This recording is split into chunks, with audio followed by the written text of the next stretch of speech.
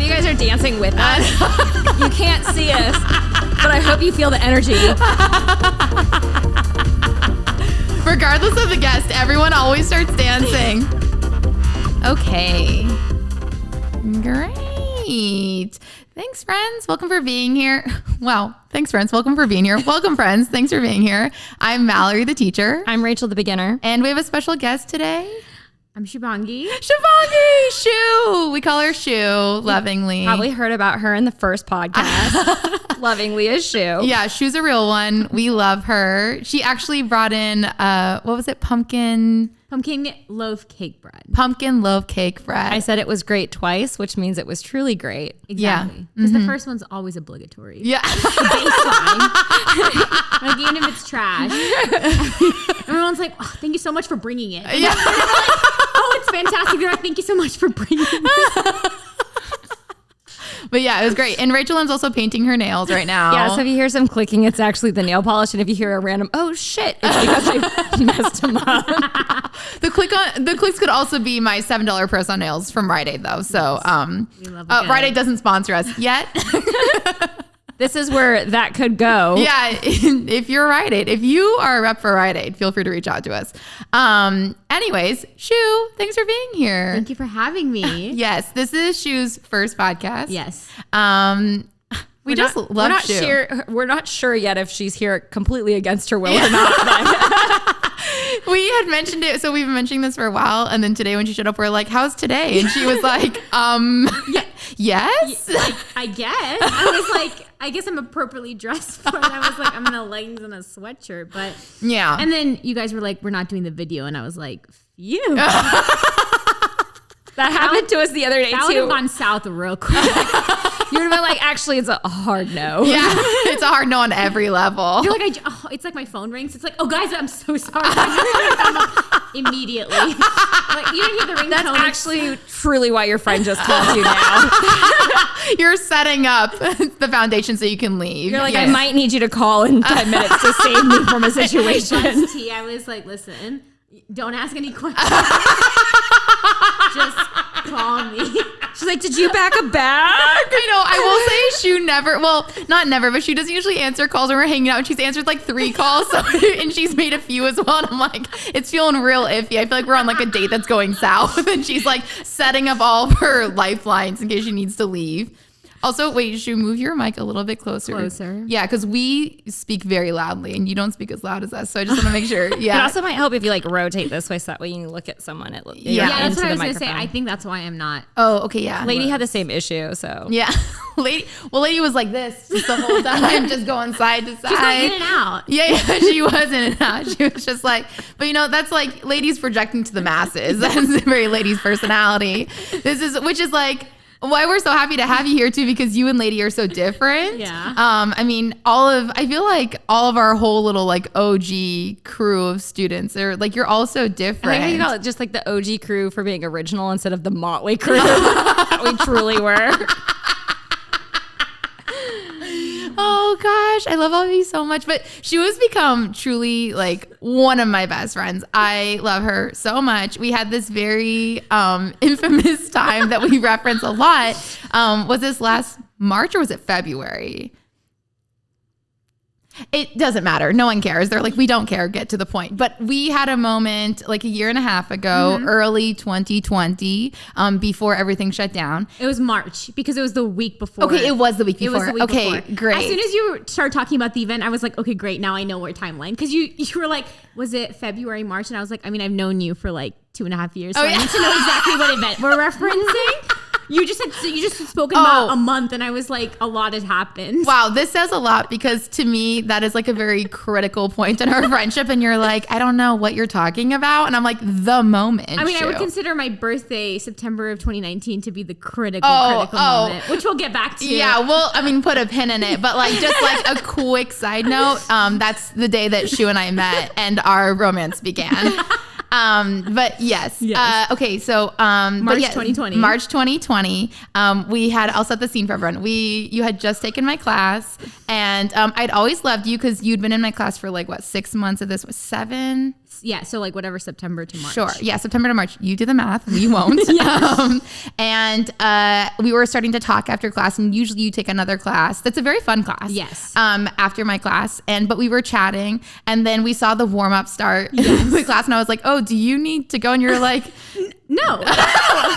No, absolutely not. I think I witnessed this actually. "Did you?" Yeah, I kind of remember this, and oh wow, I was there. Yeah, you were there for the moment. You saw the sparks of magic, and then we ended up talking for like the whole hour. Oh, I yeah. think. And I remember retelling the story to when we came back the next day, because it was a Tuesday, and Wednesday we had our rehearsal. Oh, yeah. And by the way, all of us there were huge fans of Mallory. So as I was telling people, I was like, I had an hour of Mallory's undivided attention.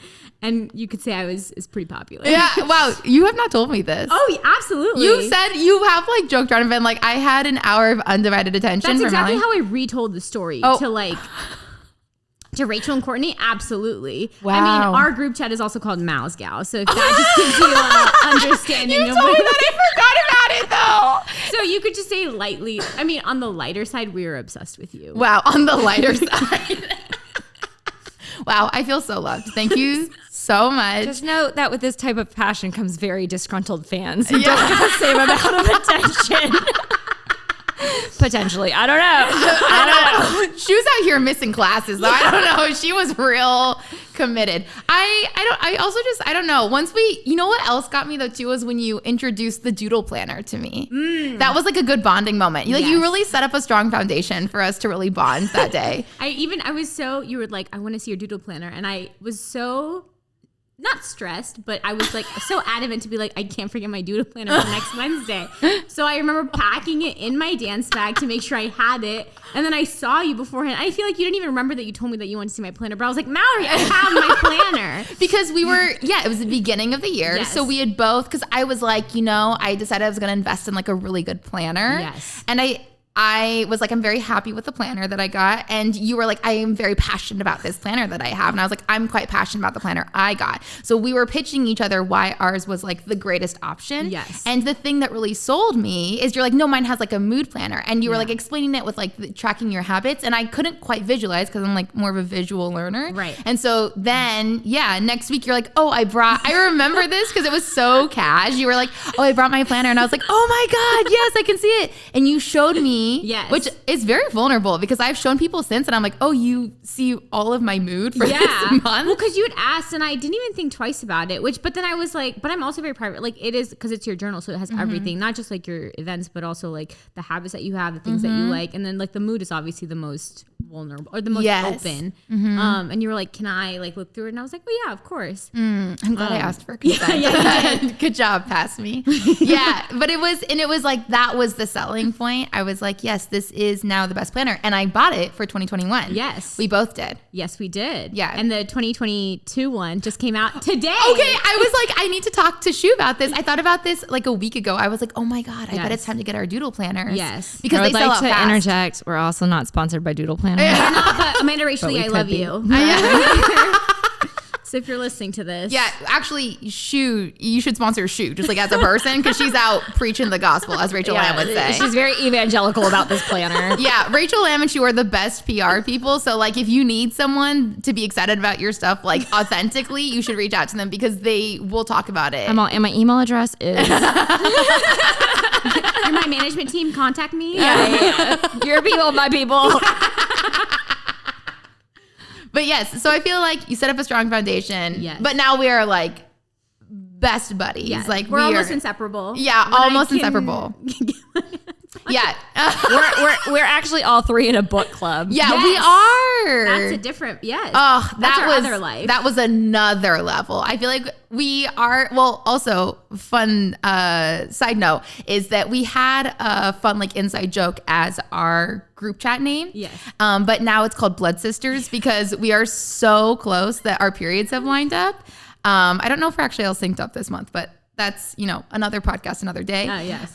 But Tune in next week. Yes, tune in next when week. that drops. We'll let you know. Well, Rachel's already started hers, so, and I have not. Oh, okay, I have. I'm about to finish. Oh, see, Mine didn't sync up. It's because you were in New York for too long. Yeah. My forewing was like, we have to be original. We can't be part of the crowd. We just need you nearby so we can reel you back in. Exactly. Yeah. But so anyways, we are in a book club. We love it. We read romance novels. Oh my gosh. We're like, what kind of book club? People are like, what do you like to read? Fiction. I know. But- steamy romance. Specifically steamy romance. Like the steamier the better. I also am getting into fantasy. Yeah. Rachel M's very Don't get much. Rachel Lamb started on the court series. Because She's got some opinions. When we say it like that, though, because it's so popular on TikTok, I'm like, no, I don't like it like that.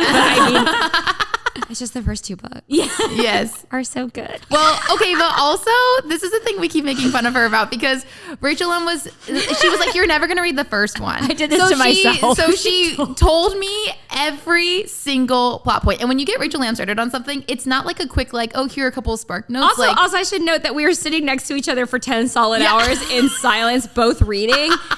I was reading Evie silence. Dunmore's recent book. Yeah, Yes. and it was like mostly silence because when I wasn't being quiet, I was shit talking this book. So like out loud, I would like read this dialogue and be like, "This is so bad. I hate this. I can't." And she's like, "Rachel, why are you reading this book?" And I'm like, "Because I just want to read it long enough to know that I really don't like it."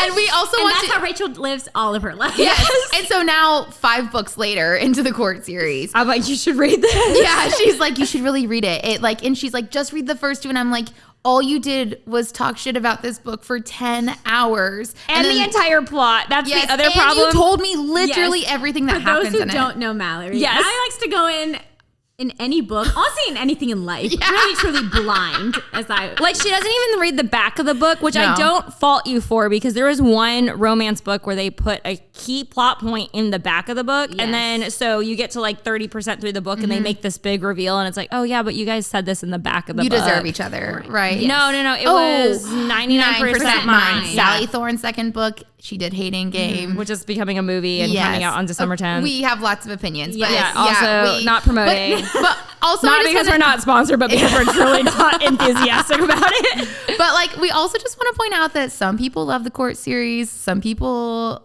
have very strong opinions about Yes. the And- first 2 and then have very strong opinions about 3 to 5. Yes. And Shu and I have not read. Shu kind of started have the court series. started, yes. So maybe we'll love it. And a lot of people No, you'll love obviously the first it. 2 books. Nobody could possibly like the last 3.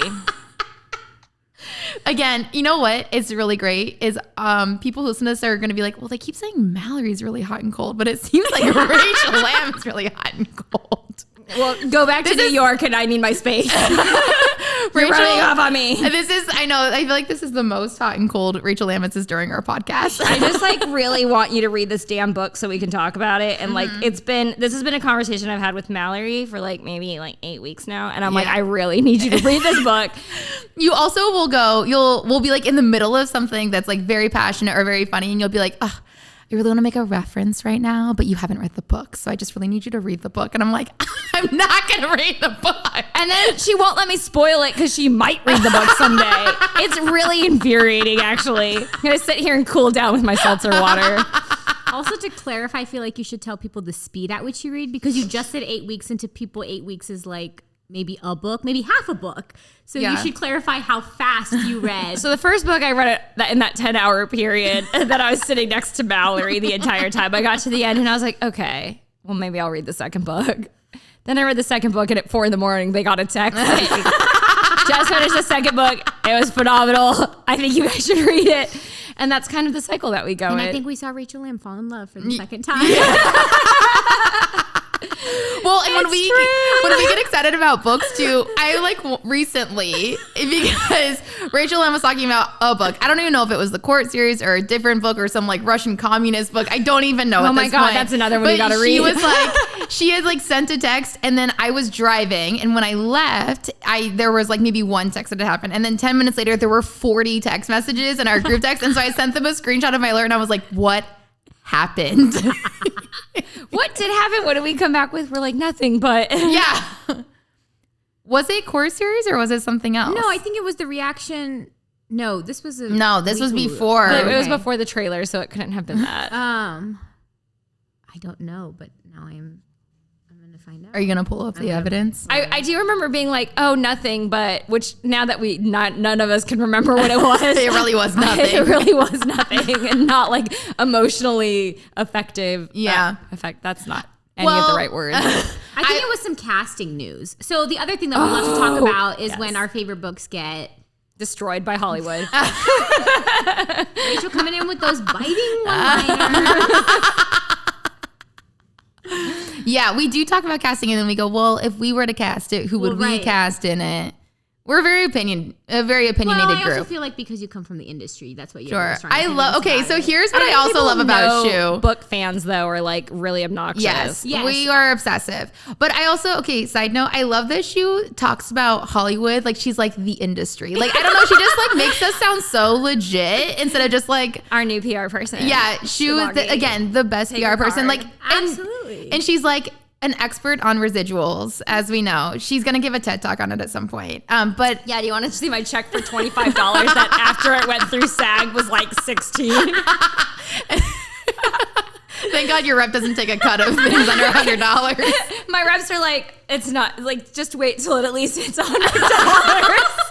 Because usually reps are getting 10%, so they're like, we don't need your $250. I like Venmo them. I'm like with a coffee emoji. The name of the show. But like, so I had explained to Shu residuals a few months ago, and I was like, sometimes you get like a penny, and like you don't actually get a penny very often, but like it does. It's like a unicorn. Everyone celebrates it because the stamp costs more money to send it than because a lot of times it is like 16 cents. Like sometimes it is like thousands or hundreds of dollars or whatever, dozens of dollars. It really varies. But then like, I don't know, maybe a couple weeks later, I did get one for exactly a penny, and I was so excited to send it to Shu, and she was like, wow, this is amazing.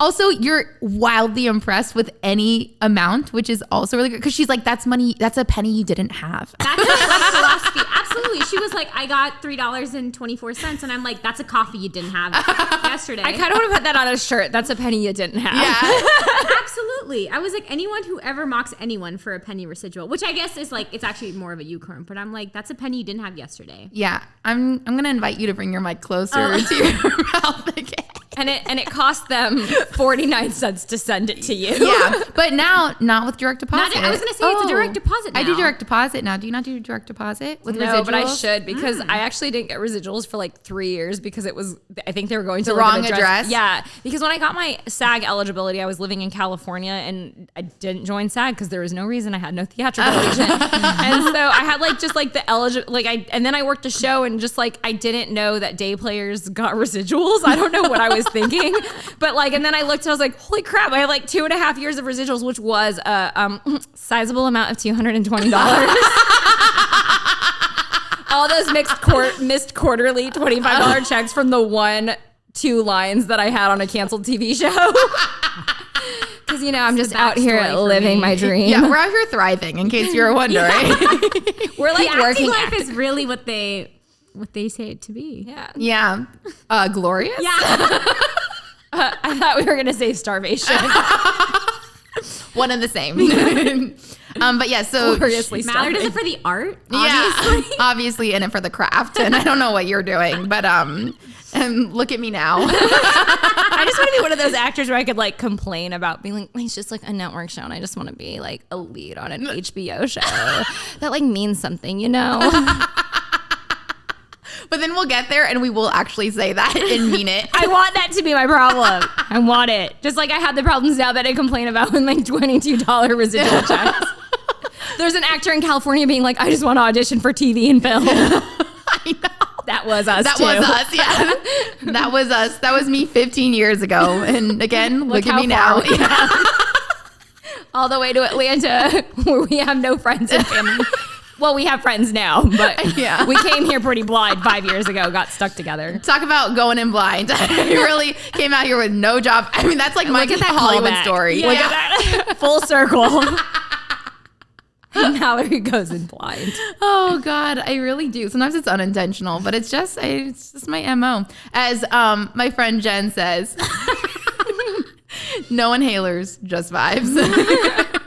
Why'd you leave out the no pants part? Because it started. Okay, here's the thing. Jen is like one of my best friends. I refer to her as like my teacher friend in Northern California, and I use that way too long. People are like, we know who she is. Like, we know who Jen is, the teacher friend. Actually, in your defense, though, I got your manager, Jen, and her confused. And when she would say Jen, I'm like, you really talk to your manager a lot.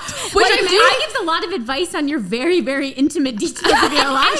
And they're close, and I'm close with my agents too. And I feel like, we're pretty close friends at this point. But I'm like, when you were talking about, I was like, you like talk to this bitch like every day, like real close. And then I was like, oh, like Jen in San Francisco is not the same as like Jen, your manager. So, but then she continued to refer to her as Jen, my teacher friend in San Francisco, after everybody knew which Jen she was clearly talking about. Well, now I like to say it when she's like Jen, and then I'll fill in the blanks. My teacher friend in California, I'll like say the second one.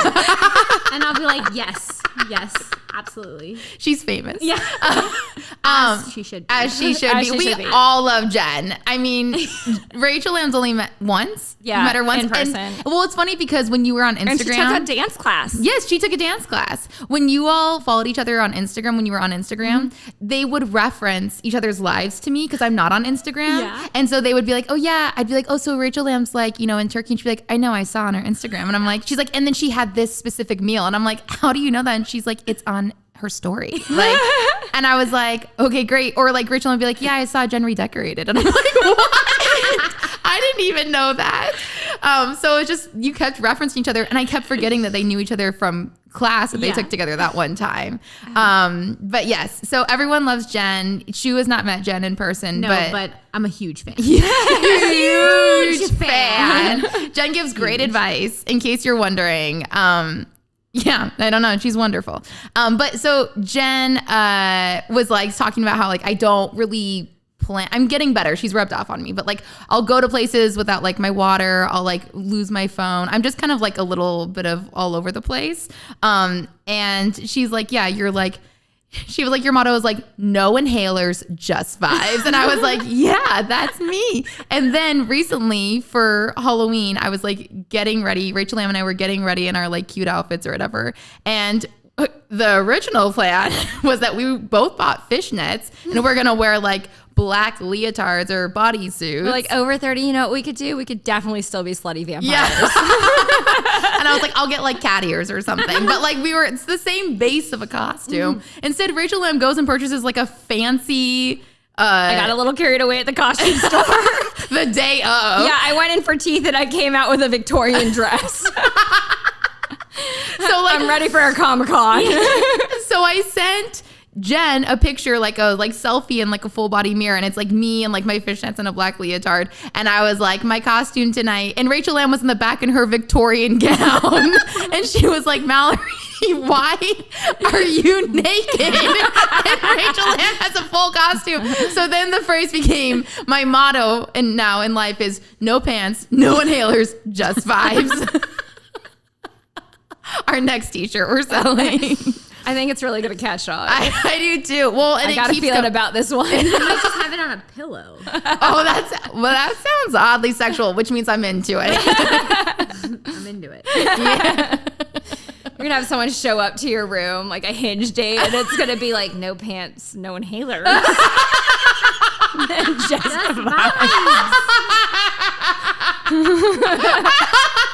like it could be worse and could say no condoms. I know, it's like even more because it's like no pants, no birth control. Just And that actually is the birth control.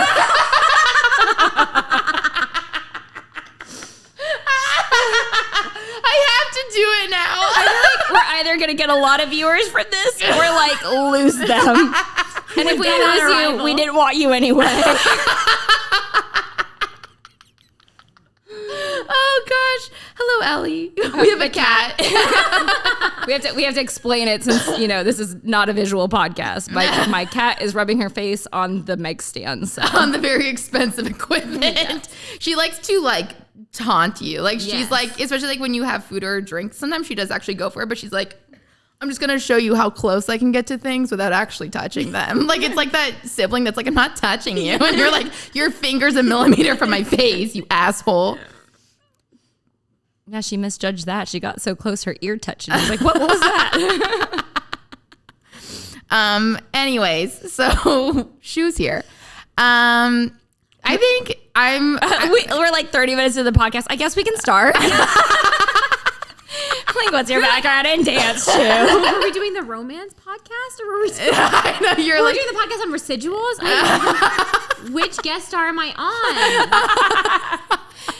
on? Okay, so the reason we invited Shu here today, other than the fact that we love her, is that she is an OG. You said that the second time, so it's like my pumpkin cake. We know it's real. We know it's real. We know we love Shu. Ellie. She's about to like walk all over the soundboard. Ellie. I keep wanting to call her Ellison. Like I want to give her like a longer, fuller name. You can. Like you when I'm have permission angry. to. Thank you.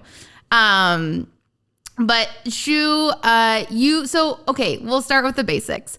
If you could please tell us your background in dancing, because I believe you did a little bit of dancing of a different style and genre before our magical day that we met on your birthday. But yes, we'll get to that. If we still have a pin in it, we haven't forgotten. Gonna revisit that. Yes. Thanks. Thank you for that introduction. I feel like they already know most of the important information about me. So yes, I did start dancing when I was young. I want to say like when I was 4 or 5. It was actually very important for my mom that I know how to dance because my mom is not a good dancer. And she said like this is something that she really wanted her kids, especially her daughter, to like know and like be good at. And like she'd always feel really awkward when she was at a party and stuff, and like everyone would go out dancing and she like just like didn't feel comfortable. So that's why she'd always tell me that it was really important for her. And what better dance to learn for parties is Indian classical. And I'm like actually dying right now.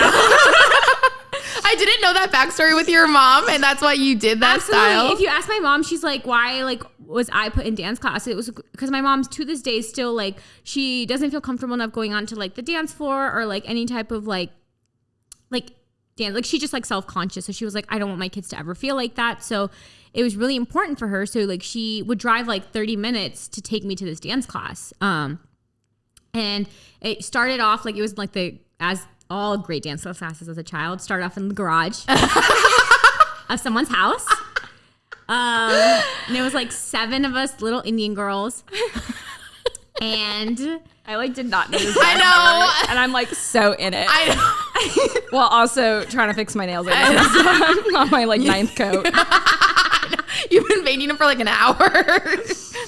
Wow. Yes, Shu, I feel like I'm learning so much about you already. Okay. 7 Indian girls and a garage is what left off. Yes. And so it was Kathak. I don't know for anyone who knows, but it's a North Indian classical style. And so I did that until I was in high school. So I did that all till I was in high school, and then I stopped dancing like when I went to college. So I didn't dance at all in college. Wait, sorry. Really important question. Yes. Did you ever use these dance moves at a party? Well, the thing is, like, when I would have to dance at parties, so in Indian parties, it's like, especially when you go to like weddings and like receptions and stuff, they always do like a Bollywood like dance type of number. And so those you could usually, like they can kind of translate well. I was not really doing like that they would, like at a party, but I always did really enjoy it. So I knew that I wanted to do this for like something that I wanted to do for the rest of my life. So you did feel like it translated ultimately. Like your mom, the mission she set out to do was accomplished. Absolutely. Great. Okay. I love the dance floor. It was really important to me, like for my 16th birthday, that we like all dance. Wow. So, yes, I really. This is so beautiful. I know you're really nervous, but you're really killing this because you're hitting all the emotions. Yeah, I was gonna say you can't see Mallory, but I think she's crying. Now she's turning red because she's mortified. That's not hard when we're together. Yeah. So, as you know. Yeah, as we know. Sorry. Okay, so then, yes, in college. So I didn't do like dance. Like I didn't keep going to that studio just because it was hard for me to commute there. But then I did try out for a dance team my junior and senior year, but I did not make it. So, that was for... It was like for a Garba team, so like an Indian style of dance. but I didn't do that. And then basically, but it's not like I ever like was like, because I didn't do it, it's not like I started hating dance. It wasn't like one of those like debilitating experiences. I ended up meeting like one of my best friends through the tryouts and stuff. But dance, it's not something I would never say like it was like a label for me. I never would be like, oh, I'm a dancer, but it was just something that I had enjoyed and I had like a background in. And then I found this. I rediscovered dance, a different kind of dance, when I started working full time. And in college, I would go to like these Zumba classes. Like that was like my exercise. I like going to like dance fitness classes. That was like my favorite thing in college. So I found the studio, and the problem was that my hours were a little odd. So I needed to find a studio that was open like late, so like 8 to 9. And a lot of studios here just weren't open that late. So I did find it, and then I started going to the studio, and I kind of found, like, I rediscovered my love for dance, but also in a different way. And I really pushed myself to try to learn like different styles outside of it. Different styles being? So I started taking hip hop classes. I started taking technique jazz classes and stuff like that. So, which totally, like a totally different ballpark. Never even knew what a plie was. So that was fun. We were just talking about this earlier today of like, I think that it was something we talked about in the last podcast with Lady was people like me who've been dancing their whole lives, you take it for granted. Like you're like plie, and we assume that everyone knows what that means. Yeah. But a plie is like when you bend your knees. And Which so also makes sense in the context of ballet. I'm like, well, I know what a plie in ballet is in first position with your legs turned out. But when they say plie in the middle of hip hop class, you're like, do I turn my legs out? I don't know.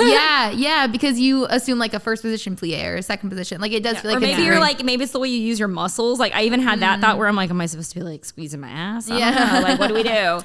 Yeah, exactly. So yeah, absolutely. And are there, what are the main differences between like what you grew up doing dance wise and like what you were starting to explore? So we did have turns. There was no leaping in classical, but we did do a lot of turns. We did like one step, 2-step turns, 1-step turns. They were called different things. And so like the only thing that I would say that I really can say like translates is like the footwork, like counts are very important. So I was always like really good at counting beats. And I think that just like inherently I was able to like do that really well. So I think that like did make it easier for me to like translate, like to get into like hip hop or like jazz and stuff. But it also came with like difficulties. Yeah.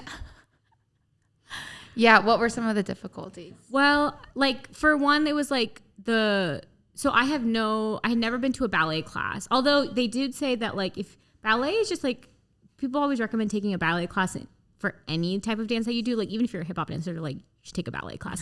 Even when you were doing Indian classical, they were like, ballet really helps. Like just take a ballet class.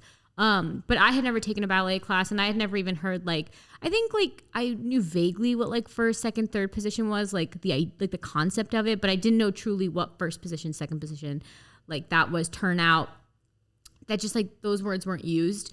And so when I like started going and like even in like warm up, they'd be like plie, and I'd be like, and I would just like watch people like bend their knees, and I'd be like, okay, that's what this is.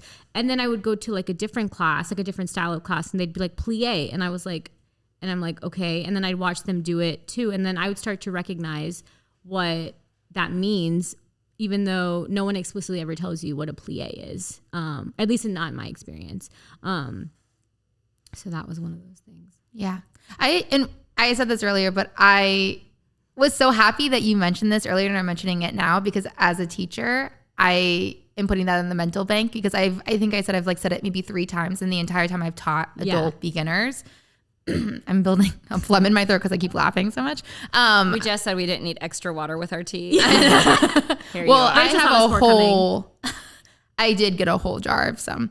But I want to make a more conscious effort to say that more, that is, because I have used it in hip hop. And I think that's usually when I am like, oh, it just means bend your knees. But I think it's even important to say in something like a jazz or a technique class or a contemporary class, because again, I'm making assumptions And especially if I know someone's coming in for the first time. Right. Because you just start using terminology interchangeably. Yeah. Like Batman kicks or Arms Which and I forth. get. Yeah. Because it's like, it's second nature to you, like to the instructor or like to other people. So it's not like, oh, like this is your fault. But I think like it would make it more accessible for students to be like, to break it down, being like today I literally just learned from you being like Obama is to beat. And I'm like, okay, well, what does that mean? Because people will be like, they'll like say the French dance term, like the official term. Then they'll say the English translation to it, but it doesn't really give any walk away with no additional and it's like, knowledge. clarification there is like, okay, great. So I just know what the same thing is, just in English. Yeah. And I'm like, we all know how the English vocabulary is Yes. very easy to understand. Yeah. So. But I don't want to say that it's a fault issue, but I do feel like it is my job when y'all come in and pay me to teach you to In a beginner class. in a rec studio. in a rec studio Yeah. for me to figure out how to reach you. Like that is my job. And so yeah, it's not a blaming thing. It just I feel like there's always not to sound like it sounds like an MLM thing, but I'm like, there's opportunity for growth there. And so I am very appreciative because I'm like, oh, it just gives me an opportunity to like check when I say things and be like, oh yes, when I say this is actually what it means and not just, breeze through it. I feel like this is a perfect segue for her to talk about her most traumatic yeah? experience as a dancer. Because I already know what it is, I'm pretty sure. So yes, we asked Lady, because a lot of dancers have, especially adult beginners, have their traumatic story or their origin story. Yes, I would like to call it. I just thought about it and I was like, I think it's a better way to call it their origin story. Great. I think that's beautiful. Almost a meet cute Yeah. in another context. However. Yes. If you will. Yes. And so please, if you wouldn't mind sharing with us Followed by a meet cute. Yeah. Sorry. Okay. Go on. No. Yeah. Shu, tell us about your origin story. We'll set the stage, as Okay. you like to call it. Yeah. Please. Full background. It's September of 2019.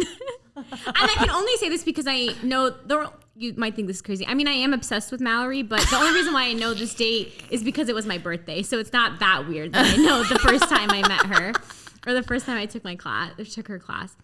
But it was my birthday, and so I had been wanting to, and I started going to this the studio and started taking like hip hop classes and stuff for like about 3 or 4 months. And so I had always seen like people leaping and turning across the floor like from the other room, and I was like, oh, I wish I could do that. Like that's all I would. It was just like an aspirational thing. I'd be like, I wish I could be in that room and do that.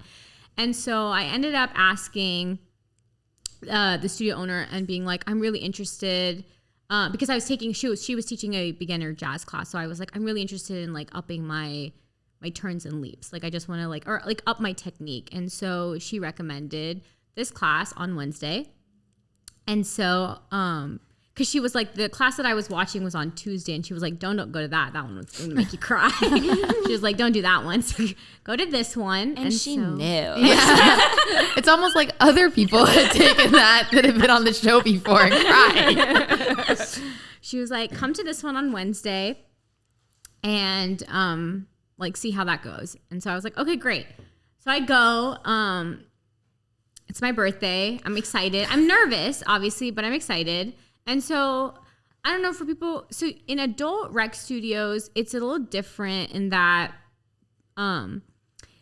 you're not really called out. Or like you're never like told, like the class doesn't stop and you're not pulled out in the middle to be like, hey, can you do that again in front of everyone? Or like you're never, like that doesn't happen because it's an adult rec studio and everyone there is just like there because they just want to decompress after their 9 to 5. And they're just here to like do the thing that they love or like rediscover the thing that they love or just try to find something new that they love. And that, because like I've been there because I did do Indian classical, which is pretty disciplined. And I did have that where the teacher would call you out. And I was like, I'm reaching a new chapter of my life. These two are cracking up right now. I actually think I'm crying. because I know where it's going. But keep going, please. I can't tell if this is a good way of telling the story. No, you're doing great. Beautiful. Better than I thought it. I didn't know what your traumatic experience was, but now that you're beginning, I'm like, oh, yes. My origin story, as we call it. But yes. So, yes, I was like, this adult rec studio, the vibe is different. Everything is different. So I was like, this turns and leaves class, this technique class it'll be good. It's like catered to beginners. Like, I think this is where it's going to be. I was like prepared to be like flailing. Like I was prepared not to know, but I was not truly prepared for what would come after.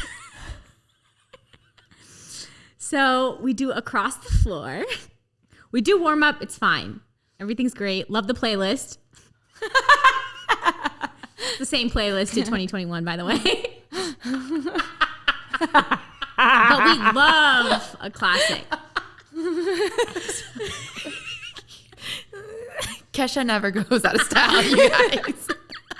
Every once in a while, Mallory will be like, I think I should change my playlist. And then every time she says that to me, I'm like, don't you fucking... I just learned this one over the last 27 months. The fact that Lady and I can say the order of the playlist. Didn't know that. She texted you saying the entire order of your playlist. And then you told me that. Oh, I honestly forgot. I remember now. Listen, no pants, no inhalers, just vibes. And the same playlist. Yeah, and the same playlist. That's on the back of the pillow. Yeah. Okay. I hope that if you guys ever take Mallory's class in 2025, you still get to listen to the immaculate playlist. I love it. And then, side note, but I love doing a good across the floor to Janelle Monáe's Crazy Classic Life. That's right. It's one of your faves. Yes. I love Janelle Monáe. So... On her best birthday ever. On my best birthday ever. We do the warm up and we start across the floor.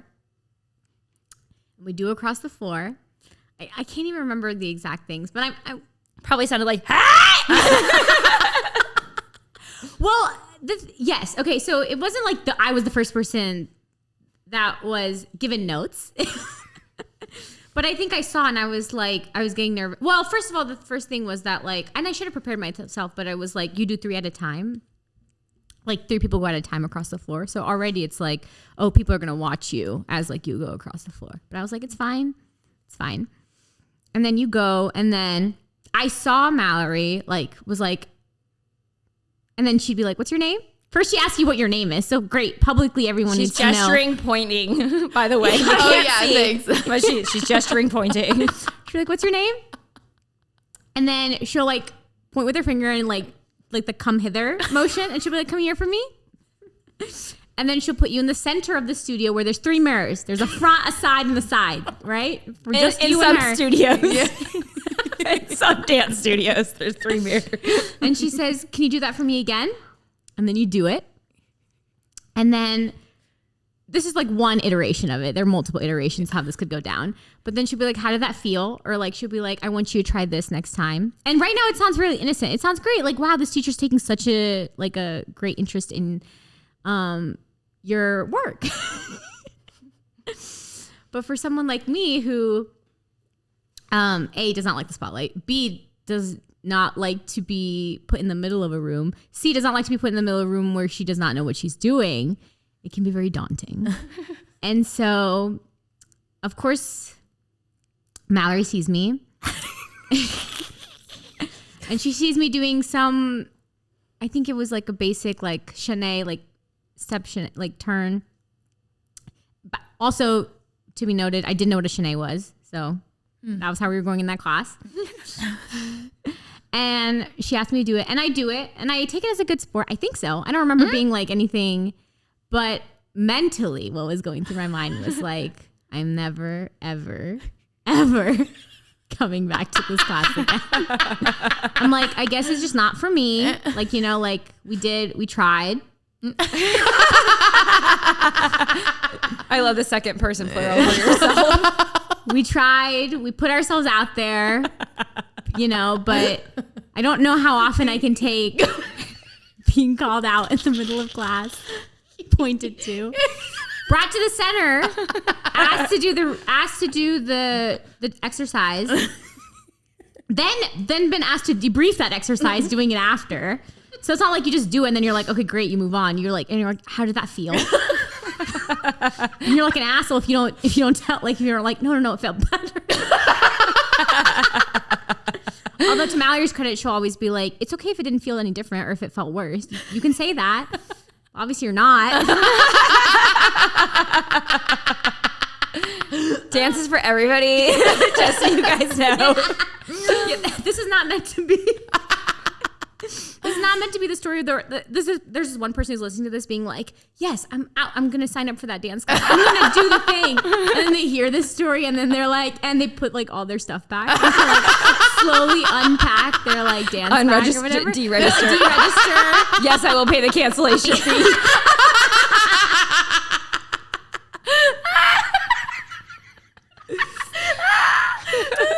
And so we go, and I'm like, at this point mentally, I'm like, the class is over. I'm like going back to my car, and I'm like, we're not doing this again, you know?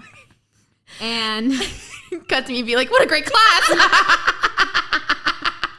wow, guys, I really think this went well. I'm so proud of you. And then I go home, and then I think about it, and I'm like, I was like, it's a technique class. And we've had discussions about this. And we're like, you're never going to improve. Honestly, in dance, you're never going to improve until someone gives you notes. Or at least someone really gives you like the play-by-play. Someone really needs to be there and be like, okay, this is where your hands should go. This is how your feet should go. This is how your feet should feel. If this is what you're feeling and this is incorrect. Or like, and someone needs to tell you that maybe the way you're doing it is incorrect, but then also give you the notes to be like, try it this way. And no other class was doing that. No other teacher was doing that. And I was like, this is like any type of thing that you decide to start from the beginning. Like, this is just how it's going to be. Like, it's going to be uncomfortable, but that's the only way you're going to improve. And like no other teacher, I also thought this was like very specific to Mallory, was like no other teacher I saw was gave that much of an interest, or honestly a shit about the students' like growth. Like no Not one doing ever PK turns incorrectly for 7 solid months. Exactly. You know, and so I was like, honestly, this sounds very sappy, but I was like, this is a gift that you have been able to take this person's class, or that you can take this person's class and you can like learn from this and like start your turns and leaps journey. And why would you do that? Because you're afraid. Like, yes, it's going to suck. Like, yes, the first time it's going to be uncomfortable, but like you see that there's no malice. Like, I think at the end of the day, it's like the biggest thing is like, you see that the teacher's not saying that out of malice. They're not saying it because it's a place that they're like, I know I know how to do it correctly. And obviously you can't. So like, why are you wasting my time? You know what I mean? Like, because some teachers make you feel that way. Some teachers make you seem like, it's true. You can't, like, why are you doing this? Like, why even bother doing it when you can't do it correctly? You know what I mean? And that's really, really debilitating. And so I was like, you didn't feel like that. You really, because if you felt like that, you really wouldn't have, I wouldn't even have thought about coming back. But the fact that I was even thinking about it and processing it and processing that class and being like, well, think about your goals. Like, what do I want to achieve? Like, why am I even going to like classes? Why did I even decide to even start this class? You know what I mean? Start going to a class like this. And so, and then you have to realize that like, what are you willing to like put up with, and what you're willing, what are you okay with and what are you not? And then, so I was like, let me just give another try. Like, let me see how it goes.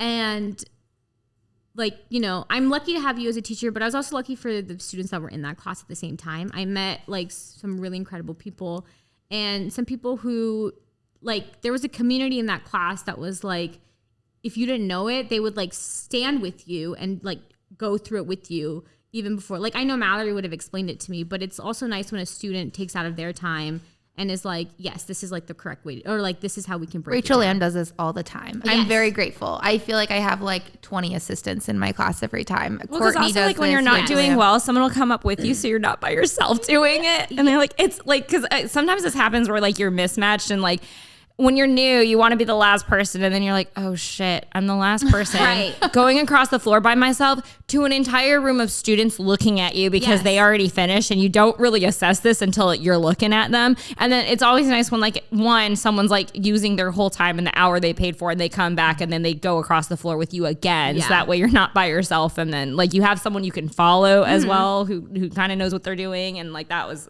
helpful. And that's like when you have like certain classes that cultivate that kind of community too, where it's like everyone can, like, I also think of like how far you've come from like looking into a room and being like, I wish I could be that person. And you are the person leaping and turning across the floor. And then you can be that person who helps the person who wants to become that person who wants to leap and turn. And then you can stand and like be next to them. And if they have a question, and even if they're like saying, sometimes like people, like I know that I'll ask the question to myself and then someone will hear me, even though I'm talking to myself. It's not like I ask them directly. They'll be like, oh, do it this way. Or like, this is what like this is. And like that person just comes out to help you without even you asking for them, and like be that person. And that just changes the entire game. It changes the entire environment and changes the entire, like dance is so mental. And when you have support from like your environment, it changes the way that you can even like be in that room. Or other people even being like, this is normal. Like I was like, what? Like you're looking and you're like, it's okay. It took me like. I just had that last week when I was in like a jazz class. And it was someone's first time, and they were like, I can't do this. And I was like whatever you're feeling like that, like that's how I felt. Like you're not alone, and like this is just your first class. Like this is the fact that you're even here. It's like that's incredible. Shoo. It's true. I know, it's so true. She's walking around being the inspiration. I know. It's truly an origin story. I was like, but it feels good, and that's what I think is so important about group classes too, and finding a community that really speaks to you and is your people, because then I feel like that's why I'm like, I feel like so much of what has been beautiful about like classes that you've been in where I'm teaching is the people who take it. Yeah. Because y'all really, I mean, a lot of us keep in touch still, because it's just, y'all help each other a lot. Like, and I would see it because I'll be breaking something down with someone else, and I'll see like 3 sets of like groups of people who are all breaking different things down together. Someone's helping someone else. Right. Or they'll be like getting ready to go, and they're like, what arm am I supposed to put out? And like someone else will be like, oh, it's like left arm, front, right arm to the side. I also think like dance brings so much joy that like you hate when you're like, you can see someone like not wanting to come back or doing it, and it's like no, just so you know that this is normal, because you can get to this point where it brings you so much joy. And we even had this conversation yesterday in the car because Mallory taught a class, and we both were like, oh, this feels good. And I'm like, you know what it feels like? And it's so weird to say this, but I'm like, I feel like when we're not dancing, because like I canceled a membership, so I'm not dancing as often. And I'm like, I feel like a fish out of water. And then as soon as you like slip back into dancing, you're like, oh, I can like breathe again. Like this feels correct. And it's such a big part of your life where it feels weird when you're not doing it, that like you want that same kind of joy for people who want to dance, where they have like that freedom, or they walk away from it feeling like, oh, that was like what I needed and it feels right. And it just takes a little bit, like any new thing, you have to get through the uncomfortable part before it gets really fun, and then you're glad you stuck it out. Because it does feel good to float around in a pirouette and then feel pretty, and it's on beat, and you're like, whoa. When you stick that landing, there's nothing more beautiful. It's like euphoria.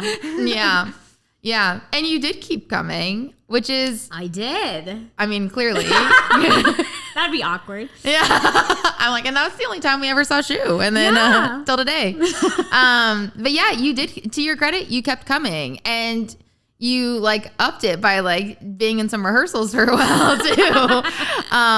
But now you're very dedicated. Like you are in class 4 or 5 times, like multiple times a week, you're taking different styles of dance. Yes. I mean, I practically lived with you on Wednesdays. The Mal gals would be like, we would take Mal. We were the brave ones who did 3 hours of Mal. And you'd come in on Tuesdays. And I'd come in on Tuesdays. Yeah. You'd come in like 10 minutes late, which like, not because you were whatever, but because you were coming from work, which means a lot to me, because like, I don't know, because it's easy to be like, well, I'm gonna miss the first 10 minutes, like why bother? But you like would still come, and I would brave the fact that you would still be like, shoot, yell, and already like everyone knows that like when you're late to class, you do not want to bring attention to yourself. You're like, I'm slipping in. You get to the most corner part of the class. You're like by the door. You're like easy access to get. And then Mallory would still always notice. She'd be like, Shoo! Yeah, because you'd usually come in during warm up, and so Yeah. after warm up, I'd be like, "Hey, Shu, Yeah. thanks for joining us." Yeah, that's what you say. You don't Yeah. Thanks for joining us. I meant it. It could sound sarcastic, but I did really mean it because it was like part of the routine of Yeah. like Tuesdays. But yeah, and now you take it, and Yes. take class consistently. Yeah. And what styles of class do you take now? I take hip hop and then I take jazz. So I no longer am taking a dedicated turns and leaps class just because I haven't found the one. But I come and take you whenever I can. But I'm doing hip hop and jazz right now. Great. And then I Do you take ballet, or did you ever take ballet? So I never took. I took one recently, actually, with a friend, like ballet fit. So it was just like more like about positions and just more about like core strength. And I really liked it, but I couldn't keep going back to it because it's at the same time as a different class I really like. So I prioritized that class over, so I can't take the other one. But I did take that one type of ballet class. But I want to take more ballet classes because I see it that it really does help. And it's just good. And you said jazz and hip hop, and some of those hip hop classes are like hip hop cardio or cardio dance classes, Yes, right? yes. There's like this one class that we mentioned last time that we didn't say the That's name the of one it, I but can't. That's what the one I can't give up to take the ballet class. That's absolutely. like legendary. It is legendary. One day, maybe we'll get some people from that class on here, like Desmond. Maybe one day we'll tell you what the class is. yeah. Maybe we'll get the teacher as a guest. Yeah. Oh, I know. I didn't even want to say that. I'm like, that's how I feel gonna about him as a manifest teacher. it. I'm like, oh my God, We're he's like a fans. celebrity. Yeah. Mallory actually said hi after class one time. You must manifest it. Yeah, she's our resident manifester. Okay, Mallory sorry. talked to him after class once, and she looked at me immediately, and she's like, "Why can't I talk like a normal person?" Like that's how obsessed with this teacher that we are. We're so obsessed. He is incredible. best. But what I would love is for you to talk about the difference in like atmosphere and environment and vibes, if you will, of like a cardio dance class versus like a normal, if you will, dance class. a technique or choreo Yes. learning Yeah. class. Thank you for clarifying. Yeah. That's a hard question. I mean, it seems pretty straightforward, but I can't explain. I mean, obviously they're very different, but I think like there's just like, but I think like both ones you actually feed off. I was gonna say, people always think like you feed off the energy. So after the pandemic, a lot of people went to like online classes to like, get their like dance or whatever. But I just like couldn't do it because it's just not the same. Like I need that in-person class environment. I need the teacher and I need like the other students around me. Like you like feed off each other's energy, and this class that we love, the best energy in class. And so, but I also think that when you're in a technique class, it's also really important to have like that's like we said, when you have those people and you create that environment, that energy also feeds into like the way that you interact in that class. But I would say that like I am more hyper focused in the technique class. Mallory can attest because she can watch me. She said this to me the last time where I have this problem to commit, and she can watch me as I basically give up, and I air quoted right there. It's actually physically manifests as she rolls her eyes in the middle of a pirouette. I physically saw you roll your eyes as you were up in the air leaping. Like in the second half of the leap. And I really fought her on this too in class, which I'm like, you don't do that. But I really was like, no, I didn't. I remember I was like, I actually like really talked back to that. I was like, no, I didn't. Mallory was like, yes, Shu, I watched you roll your eyes. And so I think sometimes you can get more in your head when you're in like that technique or like even in like the choreo class versus I think like when you're doing a cardio class, you're like not that like the stakes are high in like the other classes, but I think like in a cardio class, you're just like, you're there just to like enjoy yourself. Not like, and I know like this is like, we're only using positive words. Oh my God. We have a fourth person in this building. He's definitely eating something that comes in a bag. So if you were wondering what that sound is. The crinkle. That crinkle, it's the fourth person in this loft that we're recording, opening something in a bag. Anyway, that's a very interesting point that you make because one of the recommendations that Mallory makes to a lot of people interested in dance, especially if there isn't a rec studio that offers technique classes, is to take a cardio dance class.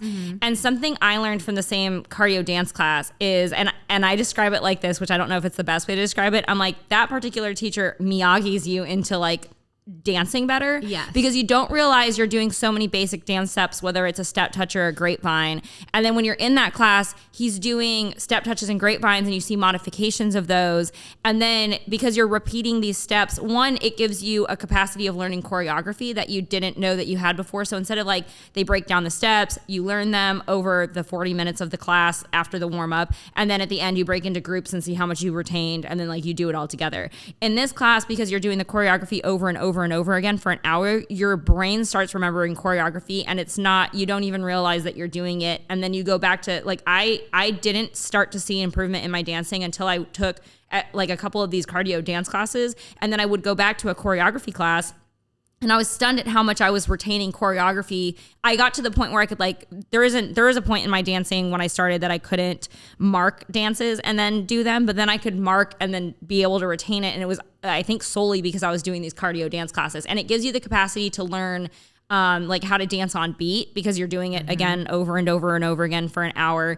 And then you're also, like you said, you're out of your head because you're not trying to concentrate so hard on learning the choreography. That what's nice about the dance class is it starts to move to the part of your brain where you're not thinking like, okay, there's like a step touch and then there's a turn and then there's this. And sometimes the music goes so fast that by the time your brain communicates to your body, you're off. But when you're doing it over and over in a cardio dance class, you start to learn that part of your brain that dances before you can think about it. And that's when dance gets really fun and you're out of your head. And then you're like, your face can do whatever it wants and you're just free. And then you're like with the music. And that's a huge turning point, I think, from beginning dance. I think it took me like maybe 8 months to a year to get to that point with taking lots and lots of dance and cardio dance. But that's like the funnest switch when the most fun switch is when that part of your brain starts to take over. And so very interesting you say that because I've also noticed that with cardio dancing.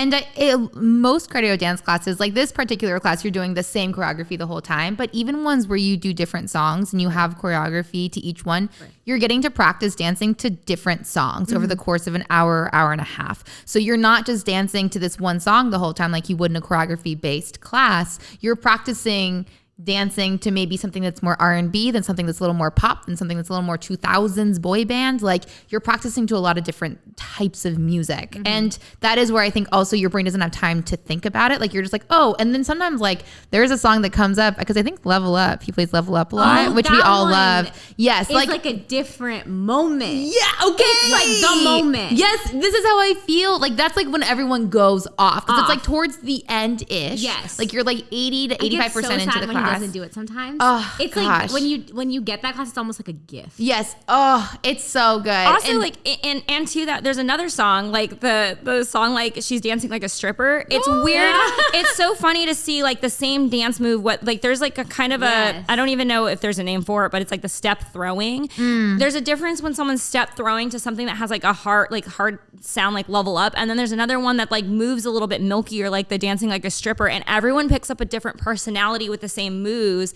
And that's a huge turn in your improvisation, which I didn't do before doing lots of cardio dance classes. I couldn't ever improv at the beginning of a song.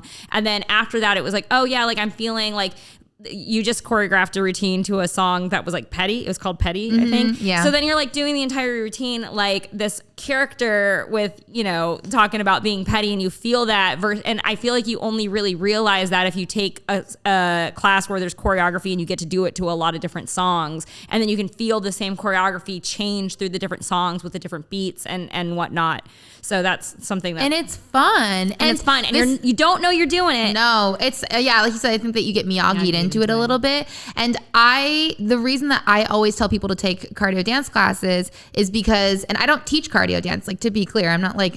promoting my own classes. although yesterday our Meisner friend took your class and was like, wow, you really emphasize the cardio aspect of hip hop, because she's like bending over trying to breathe. Well, the other thing I wanted to point out before is just the fact that you can find your own style in that class is because because there's certain times like because when you do like a choreography class, like the teacher is the one who does the choreo. So obviously it's that teacher's style. Not that like they don't have different, like teachers have different styles, but still at the end, it's still that teacher's essence that's there. Versus in these dance choreo classes, it's like they're basic moves because they're supposed to be universal and everyone is supposed to be able to in the cardio dance classes. In the cardio dance classes, exactly. And so then, but you can move them the way you want to and the way you feel like is correct. You know, like Rachel loves to do freaking toe touches. Yeah. Or a few toe touches in a row. Look, sometimes you just want to jump, okay? And then other people, when they do jumps, like they jump differently. And or like the way that you would move your arm across, like sometimes you have it with a little attitude or like a body roll or you add a little thing. And sure, I think that if you take lots of choreography classes, you still pick up essences of the teacher because like a lot of my essences I feel like come from Mallory or come from this other jazz class that I was taking or this other hip hop class I was taking. And then you find which pieces of that you like in a certain song. And then you start to feel more like what I think an artist does instead of just like mimicking, which I think it's good to mimic and to know that you can do something to the equivalent of that to see if that's like something that you want to fit in. But it's nice to find that own exploration and then see how it manifests in other bodies and other people and like their style and personalities, because you'll see the same moves and it varies from person to person. And people pay money for master classes that teach this. Like I know because I was on Instagram at one point and it's like you hear the thing and they're like talking about being an artist and this is how you express yourself and it's like gonna be so different and this person's gonna do this move like this. But then in a cardio dance class where you're not trying, it's like you get Mr. Miyagi'd into it and you realize that you're like, oh, everyone has a different personality with these same moves in this song. Yeah. And I think that that's how you find your own voice. That is exactly how I feel. That's why I recommend it. I think that I see students grow so much when they start taking, especially this class, but cardio dance classes in general, because the stakes are low. It just is a different type of quote unquote fun environment. Yeah. It doesn't like usually people who are looking to get quote unquote discovered are not taking cardio dance classes. They're not doing Zumba at the LA Fitness. Yeah. They're usually, and like it's a lot less likely that people are recording themselves, and there's nothing wrong with people who record themselves in my class, but dance is for everybody. Yeah. No, I mean like you just recorded yourself. What was it last night? Yeah. I'm not saying anything against that, but what I'm saying is that I know even for me, when someone puts, and you know, I've been dancing for 30 years and someone puts their own, like another student puts a phone in front of me and I'm like, I feel a certain level of pressure because this is going to exist forever. People are going to look at it. They might post it online. They might try and like whatever. And so there's just a little bit of pressure. Whereas in a cardio dance class, most people are not doing that. Yeah. And this particular teacher doesn't even allow people to record at all, even for themselves. And so I just feel like it's a really safe space to find your voice as a dancer and as an artist. And it's just so fun. Like that's part of why it's fun. Like one of the sets of the counts and you're like, you know what, and you try it again. And like, sometimes you don't hit it and then you like, but it gives you a lot of practicing and failing with no stakes. And then you like do something, you're like, wow, that looked weird on my face, but whatever. Like I'll like, or I don't care. Like, or it was like so fun, you know, and you have lots and lots of like the amount of trial and error you have in 1 hour could take several dance classes to get the equivalent of. And some people, especially this, again, at some point we're going to tell you what this class is. It's going to be quite the reveal. But some people, like maybe the step is like a box step or like a step touch or something or a step knee, and someone's doing a cartwheel. You're like, during that part of the dance, instead of doing a box step, they're doing a cartwheel, or instead of doing that, they're doing a tilt, or they're doing a pirouette, or they're doing like twerking on the floor in their splits, or they're doing double the counts or whatever. Like like because you can do it on the counts that he teaches you, but then you start to listen to other parts of the musicality of the song, and you realize you can fit something else in there, and you're like, I'm allowed to do that. Like, I think that's what I started feeling in that class a lot, was like, I'm allowed to do that. And so then you start to bring that to other dance classes. And honestly, it just gives you, to me, it's made me a little bit more audacious. And it also, I think, translates into even just being a person. Because you start with the question, I'm allowed to do that in a dance class, and it trickles into the rest of your life, I feel like. And so this class is so magical. But I think that you can find this. There was a cardio dance class that I took at a gym in California, like in Upland, California. And it was like, it may have been labeled as Zumba, but it was like some sort of cardio dance class. And I really felt this way there as well. It wasn't quite the same because this teacher again is magical, but even that like local gym. Or I have a good feeling about your park in the neighborhood in New York that you live in. There's like a park that she lives in, or a park she lives near at the neighborhood that she lives in New York. And we were walking by and everybody's in like a neon, like jazzercise outfit, and I'm like, this looks like our people. Like, and there's no mirrors, and they're just in the middle of the park, in the middle of a football field, dancing together to whatever music. And I'm like, this, and everyone, again, you look at them and you're like, I see everyone's personalities, and I'm like, I feel like this is the dance class for us. Yeah, so I don't think it's just at like a dance studio. I don't think it's just like even at a gym. I think that's a great example because we walked past it so many times and we're like, this looks like so much fun. So I think that it's like finding the class that works for you, which I think is something that we said last time too. I think it's just always finding the best community, because a huge part of that class is the community. Like you really do feed off of each other, which trickles down from that teacher. Absolutely.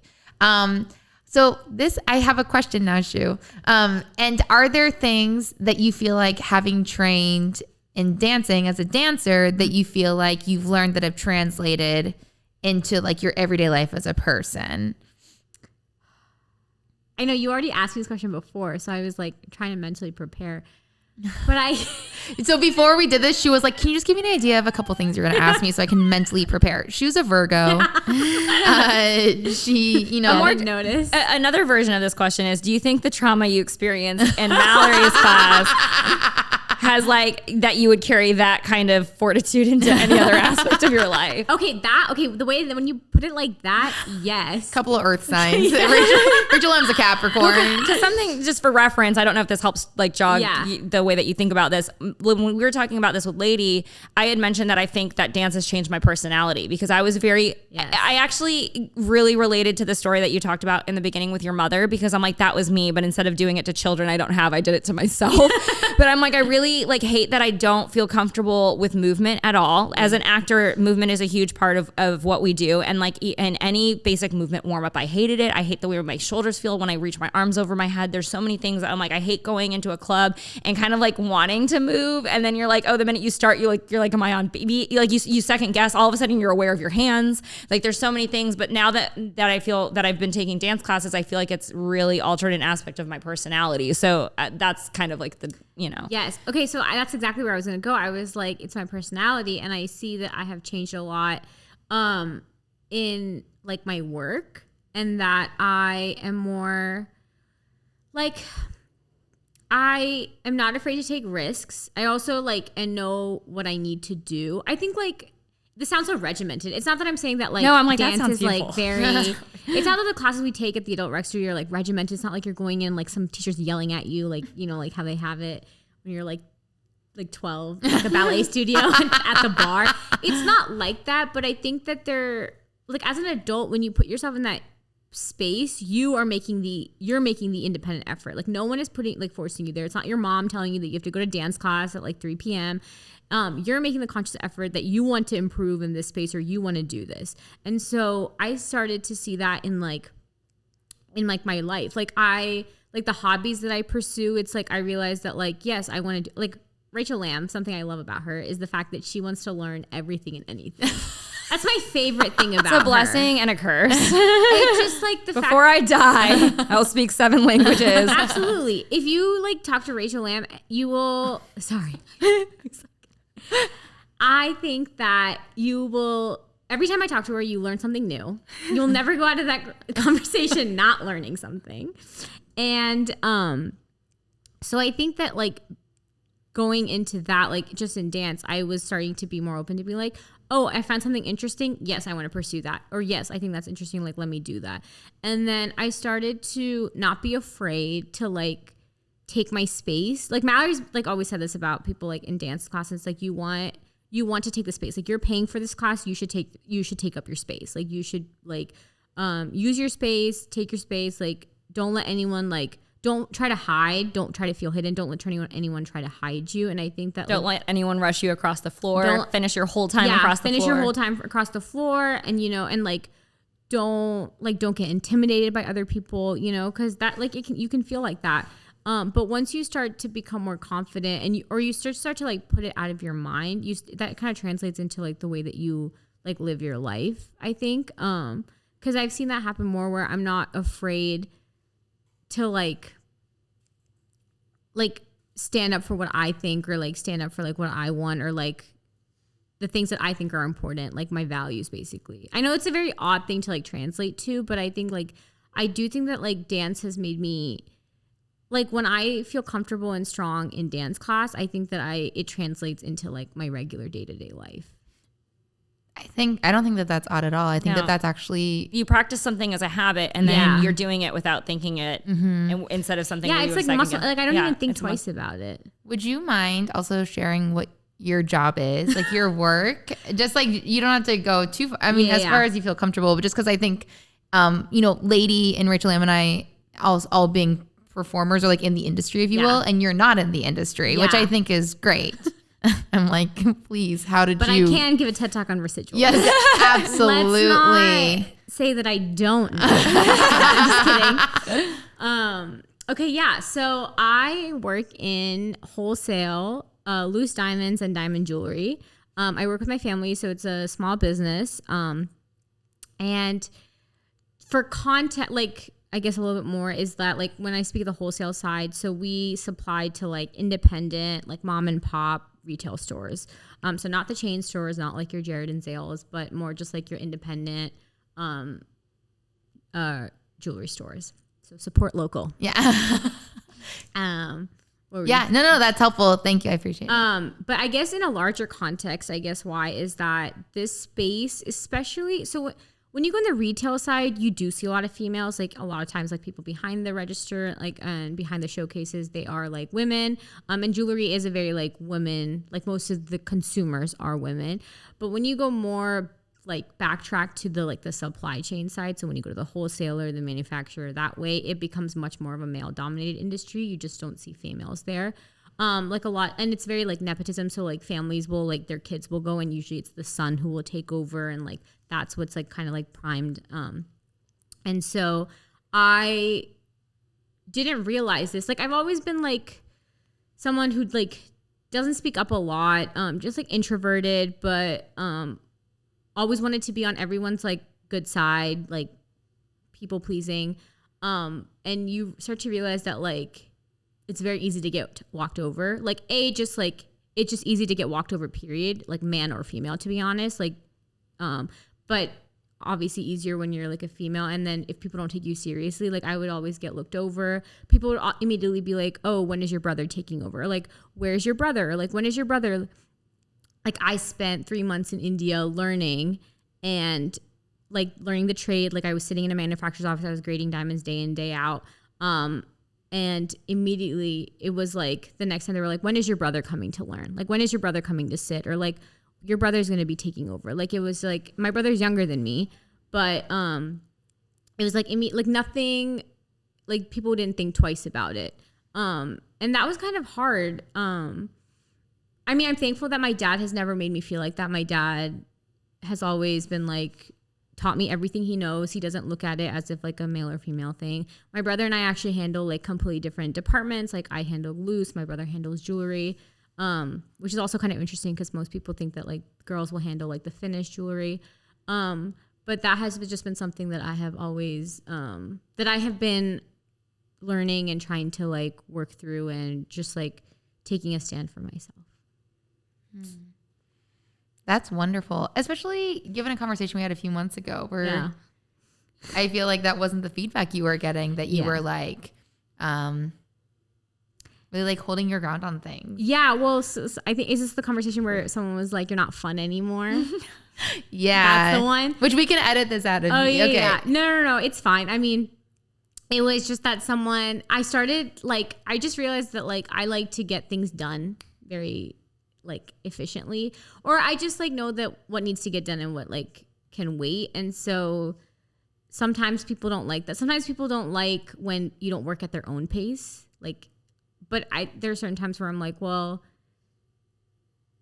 it's hard to explain, but it's like, this is my house. I run things to a certain extent. So like it is my way in this space. And so people think that like they can like make jabs at you and start talking about your personality, and like those things can like hurt, like when someone says it like that, like you're not fun anymore. And you know, because someone's not calling you like, it's not about your looks or anything. Someone's just like talking about like a very fundamental part of yourself. Like someone's just being like, oh, you're just like, you're not fun, like you're too serious, or like no one wants to like hang out with you. And I feel like that's almost like the worst thing someone could say to someone. Almost. And so, but I started to realize I was like who cares? Like, or even if they're saying that, it's like, well, did you think what you did was right? Like holding your ground and being like, well, did you think that what you needed to like do was that necessary? Yes. Then that's where it ends. Like that's the beginning and that's the end, you know? And so that's just something that like I have learned as a person. And I'm still learning, because I wouldn't say that it's always easy, and I'll catch myself. And sometimes I'll go a little too over the top, because there's like an extreme. So like sometimes when you're like too, and then like sometimes you're like too much. So you just like finding that balance. Which it almost, I think that it gives even more context to that conversation we had a few months ago, because it almost feels like a compliment and like a sign of growth, given the journey that you just explained to us. Yeah. Right? Do you feel that way? Yes. I mean, maybe you don't, because you're like, someone said I'm not fun, Mallory. But I'm like, if for someone to say that, which already when you told me this, I was like, well, fuck that person. But also B, don't let them rush you off the dance floor. Yeah. But also B, I feel like if something that you said, 2 minutes ago is that you've worked on holding your ground. Yeah. And like being speaking up more and less people pleasing. For someone to say that, it feels like, oh, you stopped people pleasing and they don't like that, which feels like a point of growth more than anything. Absolutely. I mean, I feel like these things like should not, like, first of all, it's negativity, right? Like, why are you even like letting that come into your space? So obviously like I think that's the correct way to like go about that. Like, don't take it as like oh, we need to modify my personality because someone said that. I think that's like the wrong way to go about it. Because at the end of the day, you have to live with yourself. Like no one else has to live with you. So if you don't like who you are, then that's a different story. But if you're like, well, this is what I need to do and that's time and this is what I needed, then like that's the way it's gonna be. Yeah, it's the beginning, that's the end. That's it's off the table. It's off the table. It's off the table. Yeah. Wow. Thanks for sharing that. Yeah, I appreciate it. Yeah. Also, side note, off the table, Shu is similarly to Jen. Well, actually, I will say Shu, Rachel Lam, and Jen are like the main. I know there are other people, but they are three of the main people in my committee, I will say, that I go to for like any major or minor She has to write thing. a difficult email. Yeah. We get difficult a text about email. it. Yeah, I send it around to everyone and I'm like, do we all give the stamp of approval? Yeah. And I forgot why I was complimenting you, but I was just Off the table. Oh yes, okay, thanks. Woo, see what I'm saying? So we were working through some stuff not too long ago, and I was just like, I don't know about this or that. And she looked at me and she said, "Do you want this? Do you want this thing to happen?" And I said, "No." And she goes, "Then it's off the table. It's off the table, Mallory. That's not even an option." And I was like, "Okay, yeah. Oh." Yeah, it's off the table. It's off. We're not even gonna. She's like, we're not even gonna consider it. We're not even gonna consider it because it's Not off even the an table. option. Yeah, it's not even an option. She's like, these three things on the table. Yeah. They're on the table because you're okay with them. Yeah. This thing off the table. I really spoke to her. Yeah, it really did, because it just like, I think sometimes I like will run in my mind and I'm like, well, this or this or this, and then we'll have to do this. And you're like, Options well, no. C and D aren't even there. Yeah, she's like, it's only options A and B. Like, you're very good. That's become like one of our things. So that's why when we say off the table, I kept referencing it in a dance class and no one thought it was funny. We were like laughing. I was like, shoot, It's not actually like this entire podcast for the masses. We're just cracking up in here and the entire world is like crickets. They turned it off like an hour ago. The intro music and that was we're like for them because they're not going to be able to jam out to the outro, which we clarified is fantastic. Yeah, that's Shu's favorite part. She's like, could this be the intro? And we're like, it's too late. We've done one podcast. We're like, actually, the reward to listening to the entire thing is being able to listen to the outro. Oh, goodness. Everyone turned it off at minute 37 when there was nothing about dance. They were like, wait, we turned into the wrong one. They're trying to get a sponsorship from Rite Aid. Our values don't. They're like, I think we're tuned into the wrong channel. They were trying to get a Rite Aid sponsorship. How desperate.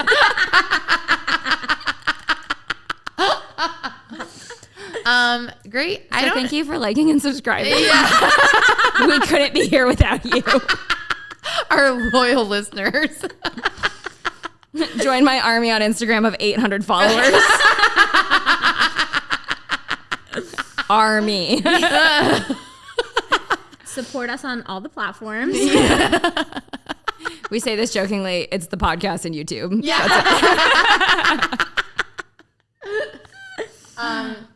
Shu, do you feel like, I feel like you've already shared so many wonderful things, but do you have any sort of final words of advice or anything for people who maybe are thinking about taking a class? They thought about it, but then they were re-unpacking and But hopefully they started repacking. Okay. I know they unpacked after that origin story, but hopefully you've taken the bag out again, and then you're like, maybe I can do it. Maybe I can be that person. Yeah.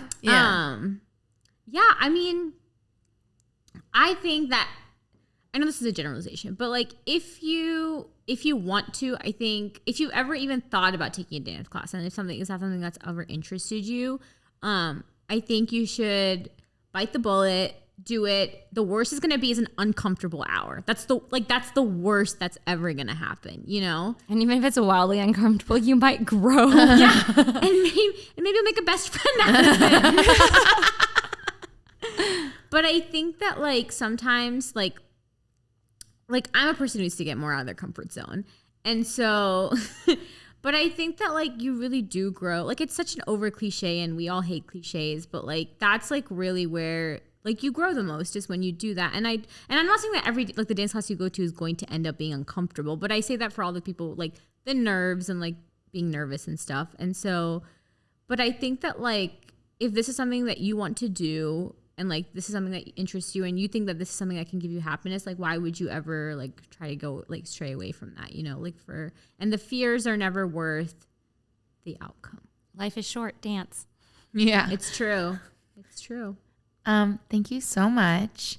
Now it's your favorite part. The reason you agreed to do this in the first place. You've been a fantastic guest. You've been a fantastic guest. It's so wonderful. Thank you. I can't believe it was your first time. You're a natural. Oh my gosh. You should start a podcast. I feel like every time someone comes on, we're like, lady, you should do a podcast. Shu, you should do a podcast. It's so great. Yeah, you're fantastic. We love Shu. I just like can't say it enough. When we were sitting on the couch before this, I just like came over and hugged her and like we fell into each other's arms on the couch like we're lying down. I was like, I just love you so much. And then Rachel came out and was like, I don't know what's happening. Yeah. I actually came out and I was like, I found my nail polish. She's like, I'm ready to start. But thank you so much for coming on. Thank you for having me. And I'm so happy that you guys are doing this. I really love this. And you guys have been incredible. You guys are great podcasters. Forget me. Thank you. We'll see how the masses respond. If not, we still have our communities. For you. We love you so much. And thank you everyone for listening. Here's your reward. Yeah, here's your reward.